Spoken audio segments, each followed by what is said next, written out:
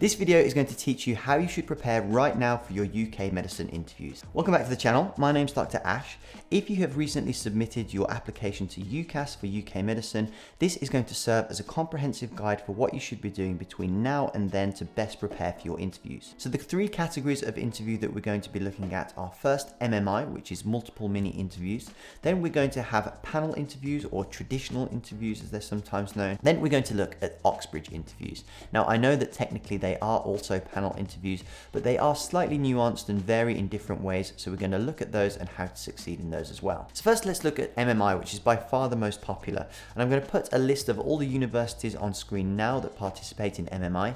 I will caveat by saying that this year it is subject to change with the pandemic and some have not yet announced what they're doing, but typically these are the ones that go for MMI. So the key points for MMI are that depending on the university, you'll get anything from 6 to 10 stations.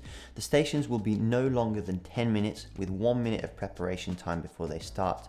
You'll typically get 1 or 2 rest stations in between, so halfway through the circuit you'll have a station where you literally sit there and twiddle your thumbs and compose your thoughts. And this year we're still not sure whether they're going to be in person or virtual, but they do have setups to do both. Typically MMI unis prefer to have you there in person as it's a bit more difficult to do it virtually, but realistically all universities want you to be there in person because they want to see what you're truly like and give a fair representation of whether you'll make a good doctor. However, of course, with everything that's going on, that is not always necessarily possible, and without predicting the future, I suspect that they will try their best to do in-person interviews. What I have heard some of this year is universities asking people questions and asking them to send their answers via pre-recorded videos, and then they use those as a screening tool as to whether to invite people to the true in-person panel interview. So there are a few MMI station types which I'm going to read to you now.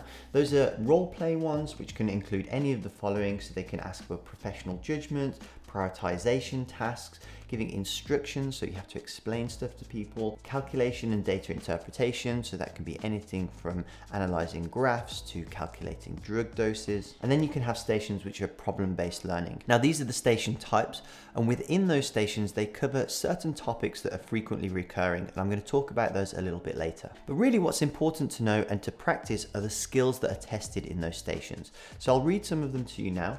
Those are communication skills, of course, critical thinking, decision making, ethics. So they might give you a scenario, maybe a young alcoholic who needs a liver versus an old man who's been very healthy and well behaved, and talk about the ethics of those. So it's important to have some ethical knowledge and apply those to the different scenarios, and they'll test your knowledge of ethics in given situation. Then they'll typically ask about hot topics. So they want to know about your knowledge of what's in the news at the moment, making sure that you're keeping your finger on the pulse with medical advances or things that are important in society right now. Ways to keep up with those are by reading things such as the Student BMJ or maybe BBC Health or even New Scientist. But finally, the thing that they're testing is your ability to stay cool under pressure. So you really want to stress test this as much as possible and put yourself in a mimicking scenario to the interview as much as you can in your preparation. And now we're going to look at probably the most important of the MMI, which is how to stand out and score highly. One of the best ways that you can stand out is to be confident. Now I know that doesn't come to people naturally, but it really is all about just kind of getting into the habit of acting the part. When you think about a doctor, you don't want someone who isn't sure of themselves when they come in and talk to you. So practice that skill of coming across and giving the persona of someone who comes across confidently. Another thing is try not to blag your way through a station. If you don't understand something or aren't clear on it, don't be afraid to ask for clarification or ask them to elaborate on a point that you're not sure about. It shows maturity and the ability to kind of interact with someone and not be fazed by something that you don't quite fully understand. The next one is an obvious one, but still really important that you read the question properly to make sure that you fully understand what the scenario is about. It also helps to have some real situational awareness because the examiner is there to help keep you on track. They might give you some clues if they see that you're slightly going off, so be very aware of what they're saying and respond to that and react appropriately. Also, make sure that you're being sensitive and compassionate, especially in the communication skills type scenarios. As part of the confidence thing, it's also important not to second guess your answers too much. They want to see confidence, but also there are often often no right answers. So it's important to kind of stick to your guns unless you've gone really far off track and you get proven otherwise. I would say that it's always good to just commit to your answer and make sure that you're not coming across hesitant. And finally, a tip that I say matters for all interview types, which is prepare but don't rehearse. Make sure that you've tried some answers before and you have some points in your head that you want to get across. But if you come across as if you're reading a script or just regurgitating something that you've prepared and crowbarring into a situation, then that just doesn't come across as naturally or as well as if you'd kind of just prepared your answers so you know roughly what you're going to say, but just deliver it naturally so that it comes in a very fluent way on the day. But I would say that the 4 highest yield tips for you scoring highly in the MMIs are, as we said, confidence, and if you want, I'll show you a resource later where you can improve your confidence. Then we want to make sure that we're relating our answers back to our own experiences where they apply. Don't crowbar them in unnecessarily, but when you have something that's relevant and you can relate it to your work experience, for example, that comes off really nicely and fluently if you can do that. Make sure that you have a strong understanding of ethics, so the 4 key pillars of ethics and the 3 C's, which are competence, capacity, and consent. And finally, and probably the most important one, is to not let one bad station phase you for the rest. What's important for you to realize is that the marks for one are not linked to the other. Of course, they all add up to make a cumulative score, but doing badly in one does not affect your ability to do well in the next. So if you have one stinker, you just need to put it behind you, get in the habit of completely forgetting about it and starting afresh on the next station. So as I said, if you want to learn how to be confident at interview, learn everything that you need to know about ethics, and know about the 12 subjects that frequently come up at interview, I'd recommend that you check out my online course where I have all of those things covered in detail. It's a 20-hour online course with loads of videos, loads of practice questions, all the do's and don'ts for how to answer the classic questions that come up, as well as some real live worked examples of students who've attempted questions in real mock interviews, and then we critique exactly how they should have delivered them or how they could improve. Every year I get literally dozens of emails from people who, after taking this course, have then gone on to smash their interviews and are always ecstatic and really thankful for all the lessons that they learned from that course and how it's helped them kind of get through that final hurdle and secure their place at medical school. So let's talk about some of the common questions that I get from my students about MMIs. The first one is, what do I say to why a doctor and not a nurse? And what I'll do is, instead of giving you a glib answer here, I'll refer you to one of my YouTube videos, which is actually a short lesson from the online course, which tells you exactly what you should and shouldn't do when answering the why a doctor and not a nurse question. Another question I get asked a lot is something along the lines of, what if I don't understand a particular word, or if I don't understand generally what they're asking about, or if I get stumped, what should I do? Well, I think what they want to see is real maturity in how you deliver your answers. So for example, if you don't understand a word, just having the confidence and maturity to ask them to clarify that is going to speak volumes about your ability and kind of how you'll be as a doctor when you inevitably come across something that you don't understand, and how you go about dealing with that situation. Also, if you're really stuck on something, it shows real maturity to have the ability to say, would you mind if I just think about that for a minute? And just take that moment to gather your thoughts, really think about what you're trying to say, and then come back to them with a really strong answer. People feel the need to dive in and talk straight away, where actually just taking that moment, if you've ever watched Elon Musk interview, he really takes long pauses and has the confidence to just take that time to deliberate over what he's saying before he delivers his answer. And that is actually really impressive. But of course, don't do that just for the sake of it, for effect. If you have an answer right away, then just dive straight in. Another question I get asked a lot is, what if I finish the station early or late? Well, if you finish it early, they may ask you an extra couple of questions, but typically what happens is you literally just wait there in silence, twiddle your thumbs. You can kind of make small talk with them sometimes, or maybe just sit in silence, and it is a bit awkward, but hey ho, that's how it is. If you're running a bit behind, sometimes they might try and prompt you to speed things up a little bit, or you might just not quite get to the end and you may not get the full marks, but it's still no kind of big deal if you don't get all the way to the end of the station. Most people will typically get interrupted as they reach the final stages of the station anyway. Okay, so now we'll move on to talk about panel or traditional interviews. These are typically 20 to 40 minutes of you sat there in front of a panel, so usually about 3, maybe 4 people, and they're going to ask you questions and have a brief chat about about your motivations and your suitability to study medicine. The panels can vary of who they're comprised of.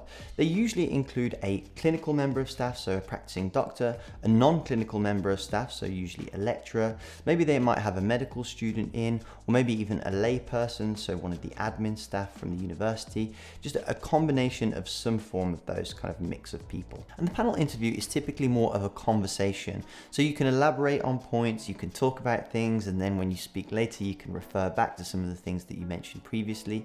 So it gives you a bit more time to kind of build a rapport with them and kind of talk a little bit more in depth about yourself, rather than the MMIs, which are short bursts of kind of trying to impress multiple people. So I'm going to put a list on the screen now of all the universities saying that they partake in panel interviews. This has kind of changed recently in recent years and might change again this year, but typically the ones to think about. So now let's talk about how to stand out at panel interviews.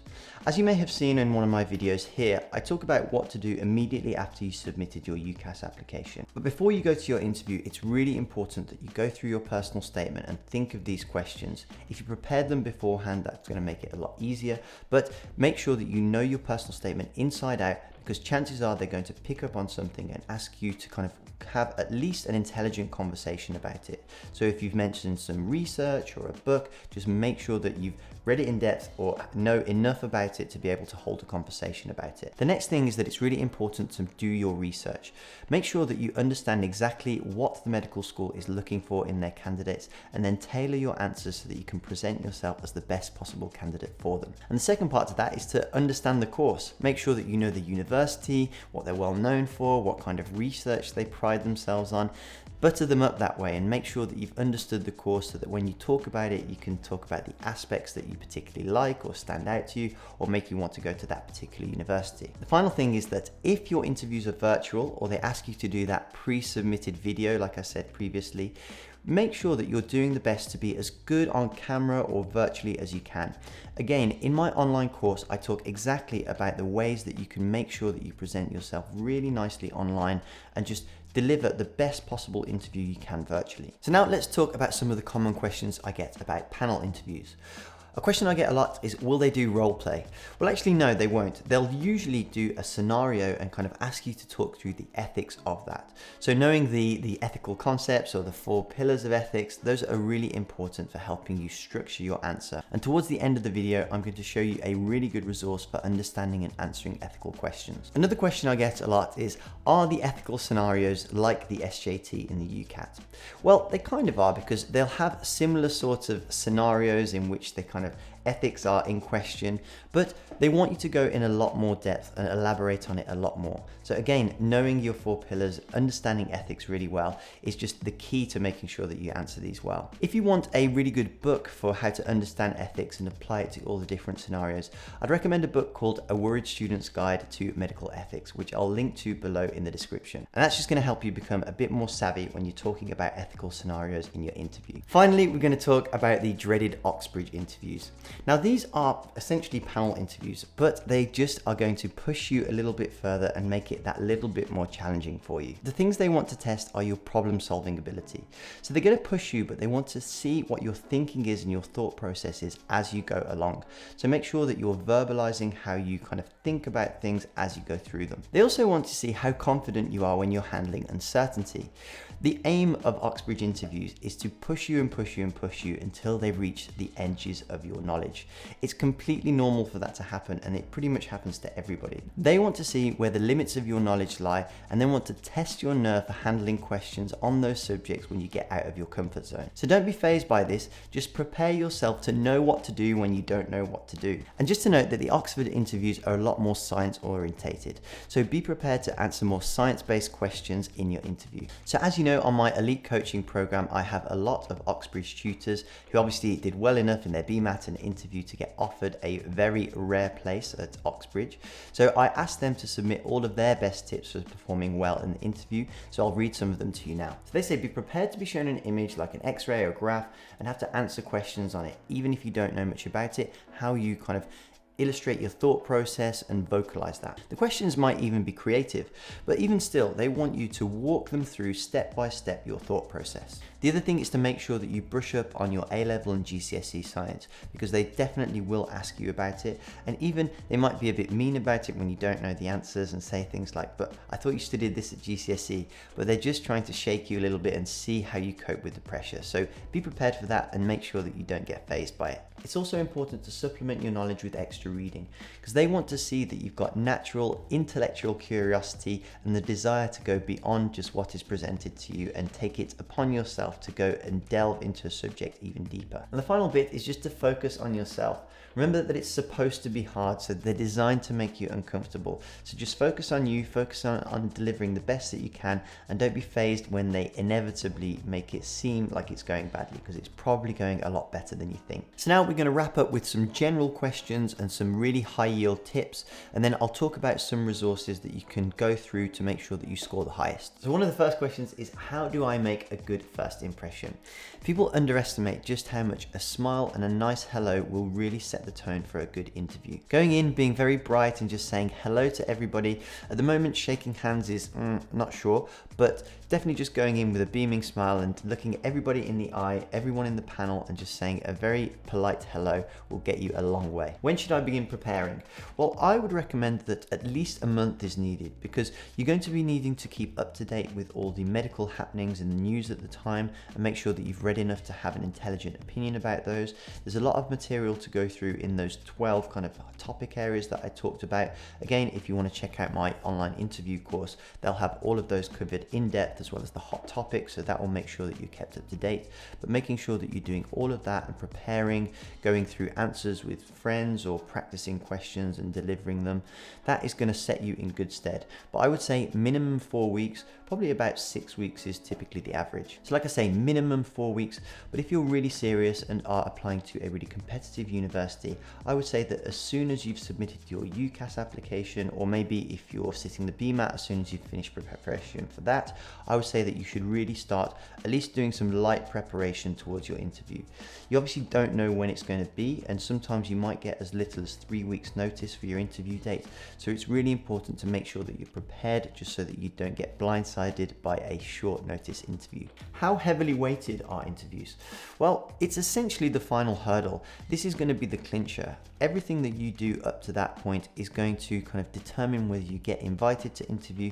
But like I say, once you get to interview, your destiny is in your hands. So it's really up to you to kind of work on your interview skills, work on your knowledge and the delivery of that, to make sure that you're delivering the best possible case for yourself, putting your best you forward and making sure that you really just snatch that final opportunity to claim your place at medical school. How do they differ for graduate entry medical applicants?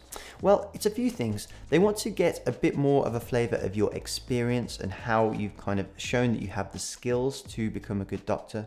They also will probably ask you a little bit more about kind of what made you change your mind and what has led in these stages of your life to you applying now. They also want to see that you can handle the demands of life of a kind of slightly older student, as well as the demands of medical school. But if you want to check out my video here where I talk a little bit about it, and also on the FutureDoc Elite Coaching Program, we're doing specific sessions exactly for GEM applicants and how medicine interviews differ. So if you want to get some specific coaching and some one-on-one training for that, you can apply to our FutureDoc Elite program. So what do I do when I'm not sure? So I think instead of trying to blag it, honesty is always the best policy. But if you're really not sure, what you want to do is say, I'm not 100% sure on this. And then what you want to do is systematically take them through your thought process. So you'll say, I'm not 100% sure, but I think it might be this. And if it's this, then that would mean this, this, and this, which would lead me to think that it's roughly this, but I'm not 100% sure on that.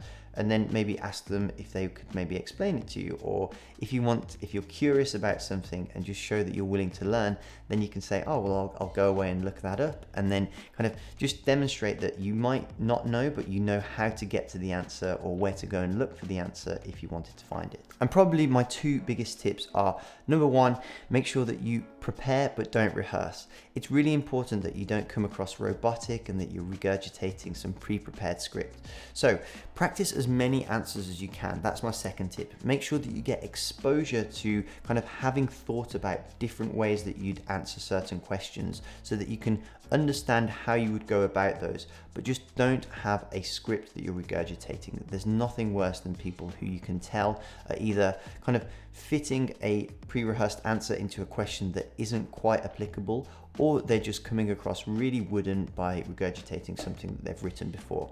So those two things, make sure you expose yourself to as many different question types as possible and think in your head as to how you would answer them, and prepare but don't rehearse. So if you'd like a resource that talks about all the subjects that come up at interview and a very brief description of how to answer them and all the knowledge that you need to have, you can check out this playlist here.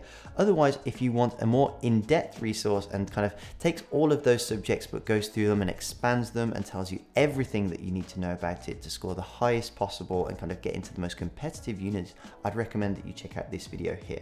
Thanks for watching, and I'll see you in one of those videos.